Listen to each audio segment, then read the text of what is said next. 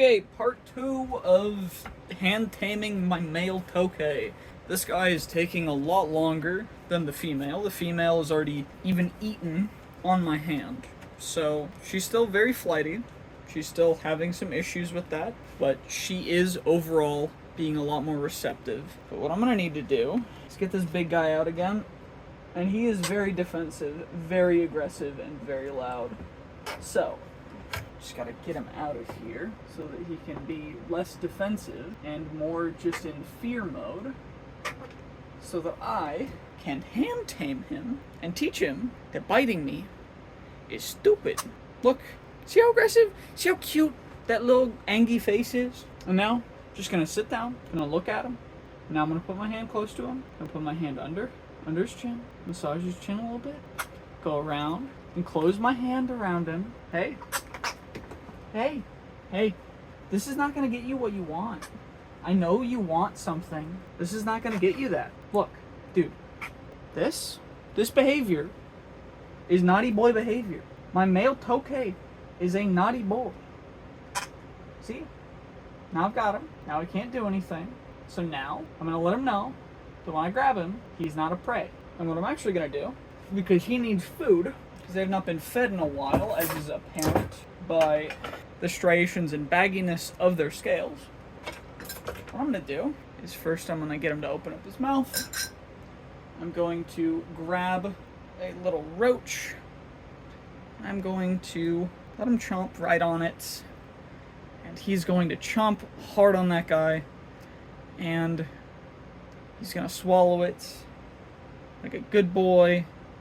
Because he is a good boy. He's not upset at me because he was hungry, though. He's upset at me because I'm holding on to him. And I probably should not have tossed my other glove away, because I'm going to need that, because he's trying to escape from my hand. And that is not good, because he will get out. I have to go on with my mouth. Blech. Covered in hair, of course. And, dude, swallow your friggin' prey already. Swallow. You're good. I'm not going to hurt you. He's so angry. So, I've got you gripped. You can even see the roach in his throat. Dude, okay. I have him gripped good. He can't escape. Pulling off the glove again. And I'm gonna get him used to my touch. And this is gonna take a while, because he's an incredibly fearful animal. Even though he just got fed by me, like by hand, he's still scared. And so, I just gotta teach him that I bring him food, but also that I'm not a threat. And he probably thinks I'm a threat because I grabbed him out of his enclosure. So I'm just waiting for him to close his mouth so that I can tell that he's relaxed. And then we're gonna go back under his chin. And I'm gonna move the camera a little bit so I can, and a little down, so I can sit back down in my chair, hold him. As you can tell, still very angry, but he's relaxing his jaw a lot quicker. His breathing's slowing a little bit, which means that he's getting more used to it. He's not as stressed, so if I go under, touch his chin a little bit. See, he's not as upset as he was. Okay, now he's upset again, breathing faster. So the way I'm monitoring his breathing is, of course, right here. But yeah, definitely feels male as compared to the other one. But I'm also not perfectly certain, which is a little worrisome. But I gotta get him used to being completely docile, because my younger brother wants to handle these guys at some point, and I don't want him getting bit. But he's gonna have to build trust as well, which is gonna take time. But first, I've gotta build trust so that they know that not all humans are bad. And so for that, he's got a little bit of stuck shed on his chin, which I'm not gonna peel off, because that would be mean.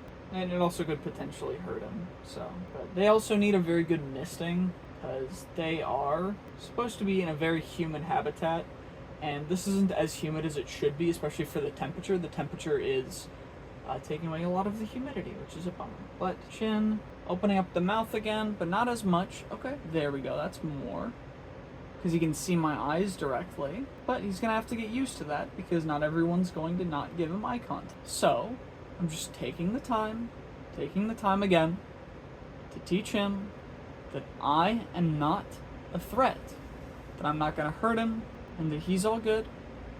He doesn't have to worry. So then I'm going under the chin again, grabbing a little bit tighter just in case, because I don't want him biting me. But overall, he's being very relaxed. He's being a very good boy. Good boy. Good boy. That roach tasted pretty good, didn't it? And of course, I do have calcium with D3 and calcium without D3. These guys, because of the bulbs that I have like UVB plus. Essentially, they're sunlight bulbs. They're compound bulbs that are originally made for a fish tank. So they're good. But the main thing is just making sure that he understands that he's safe. Opening up again, now that I kind of let a little bit looser, showing aggression again, because he's scared. Because I'm holding him very vertical, then just showing him that he doesn't have to do anything to be scared of. He doesn't have to be worried. It's all good. I'm gonna scratch you under your chin until you close your mouth, bud. Move my thumb a little bit so he's not as scared. But overall, with these guys, it's just about patience. Because you can't do it immediately. You got to take your time with them. Because of course, they're wild animals. They're not perfect, but neither are you.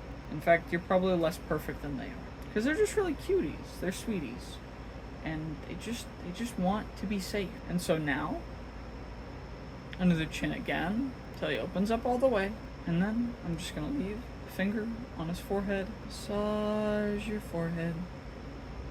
I've given them little water cups for water, just in case they're not able to get enough from the ambient humidity, because I'm bringing it up to humidity with the temperature as well. And I had to move them into this as soon as possible because their old tank, the heating element had broken, and I don't think they'd been getting enough heat.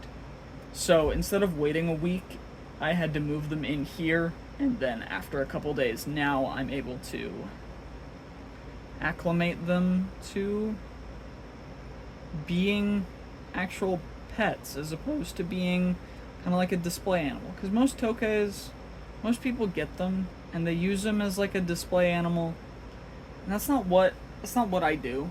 I like having my animals to be pets, and that's what he is. And if you guys think of names, leave them in the comments. I haven't named them yet because I don't know their full personalities yet, but I will be naming them. And now I'm just going to wait for him to close his mouth, and then I'll let him back in the enclosure. Rub your back. I know you like the back rubs. I know you like the side scritches. Oh, yeah, you like that, don't you? Oh, yeah. Oh, yeah, come on, close your mouth all the way. It's okay. Okay. And now I let him back into the enclosure at whatever speed he wants to. I'm not going to coax him. I'm not going to push him. And tomorrow, I will try handling them. And that is going to be a thing. Because this guy's probably going to bite me, and that video will get age restricted. But you're good, dude. You're good. So I'm no longer holding on to him. He's still letting me pet him. And he's staying on my hand. He is breathing slower. Which either means that he's cold or that he's relaxed. I'm not seeing any tongue flicking like she was giving me before, but I'm also not seeing any signs of the aggression. Yep. There you go. There you go. See? No issues. No issues. So now I get the gloves, and he's good for today. Proud of you, bud.